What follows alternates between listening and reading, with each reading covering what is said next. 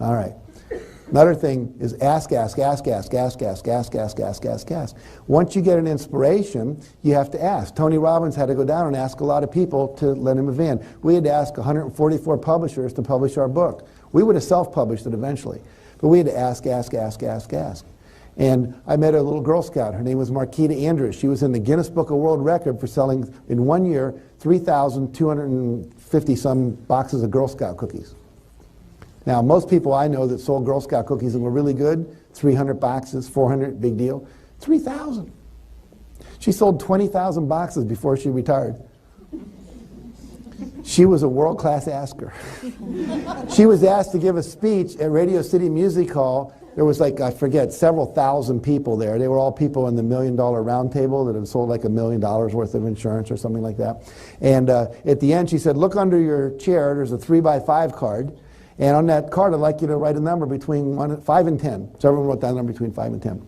So whatever number you wrote down, as you leave, I want you to buy that many boxes of Girl Scouts cookies from me. They're outside. That day, she sold 7,500 boxes of Girl Scout cookies, which would be about the average between 5 and 10, 7.5. Very cool kid. Went on to go to Princeton, and now she, runs a bunch of restaurants for a big restaurant company. She's a very cool kid. But the point is, she asked. Most of us don't ask.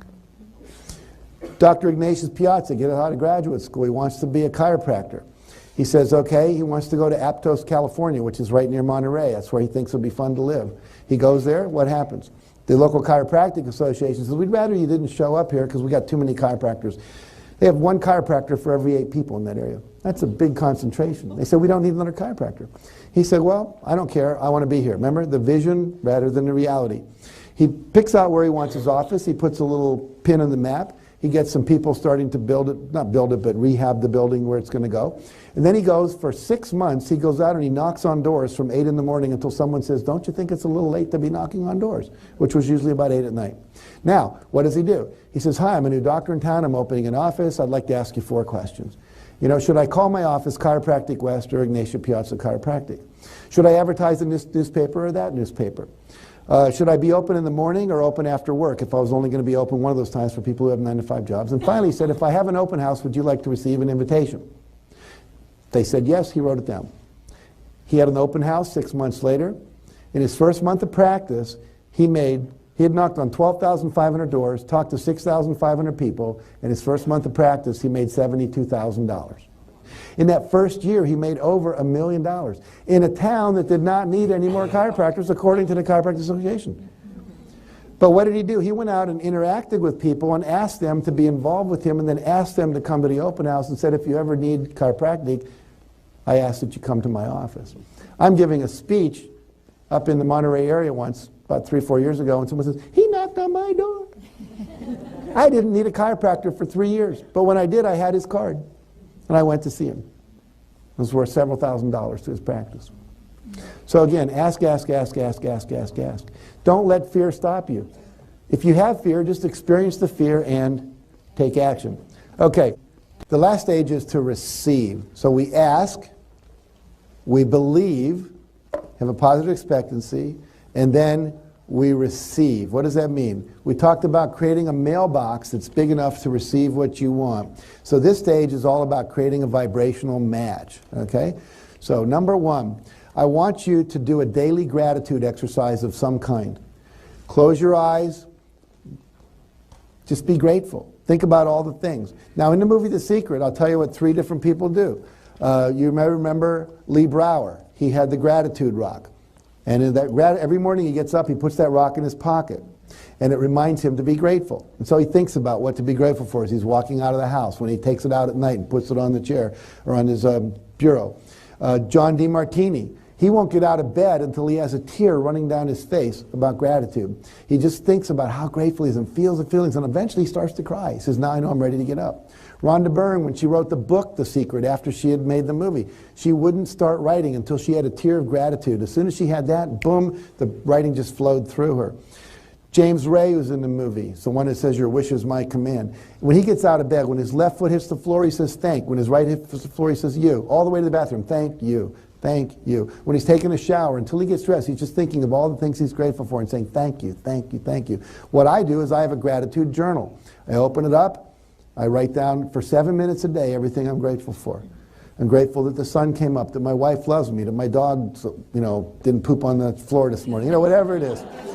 Doesn't have to be huge things. I'm just grateful for little things like that, so on and so forth. Okay, so gratitude is really, really important. I don't know anybody that's really using law of attraction to the highest level that isn't doing some kind of daily gratitude process. You want to live in an attitude of gratitude. One writer just wrote a book. She says the opposite of an attitude of gratitude is an attitude of bratitude.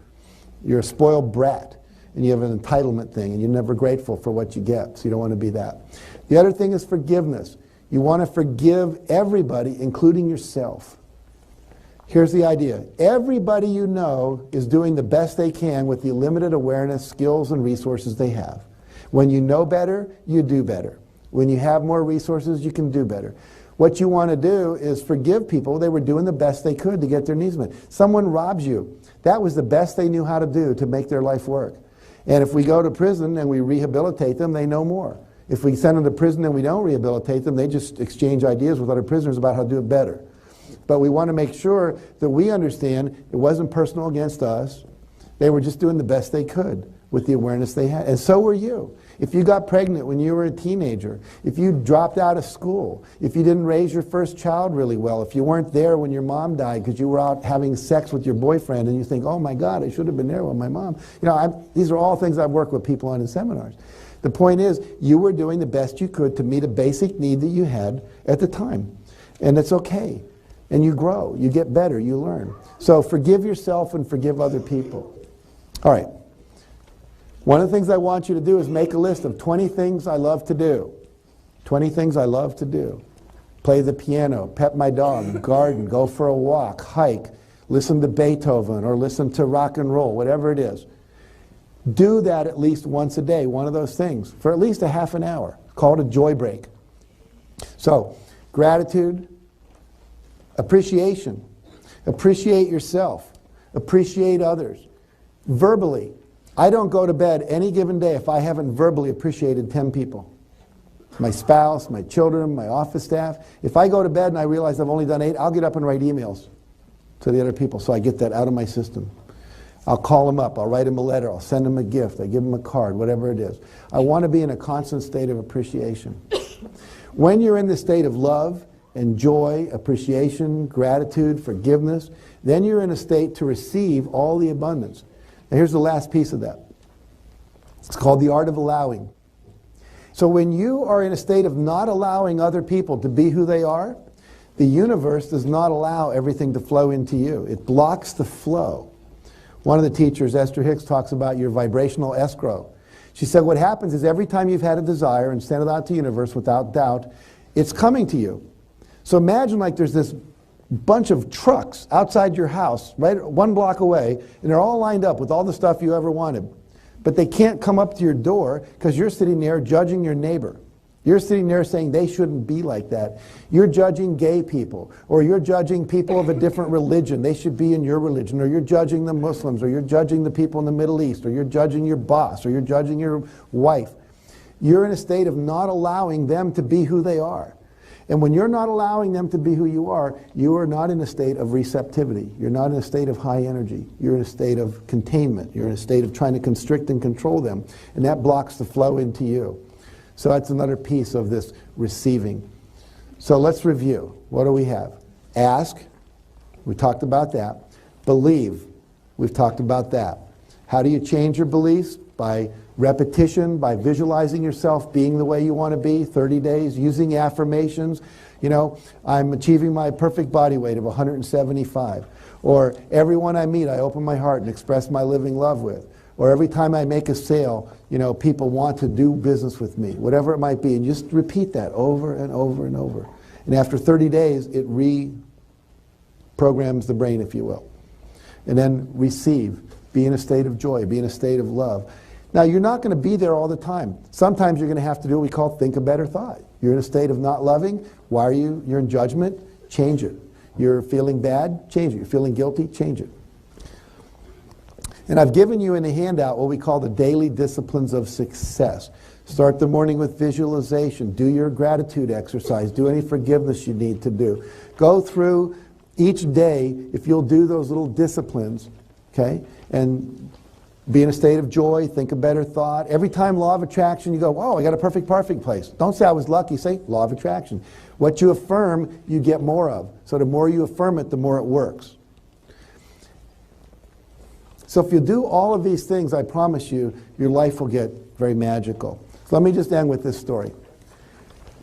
I have a friend who's a minister. We wrote this in one of the Chicken Soup for the Soul books. A friend who's a minister, and he gets a call from one of his parishioners. And they called her Aunt Hattie in the church. And she said, I've just been diagnosed with terminal cancer. They've given me maybe 6 weeks to live. He starts to try to comfort her. He said, we can do a group healing. We can beat this. She says, no.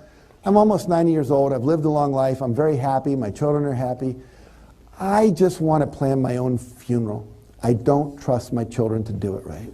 Would you be willing to come over and help me plan it? He says, Aunt Hattie, you've been on the board, you've been a deacon, you are a little bit of a control freak, I understand that, I'll be willing to help you out.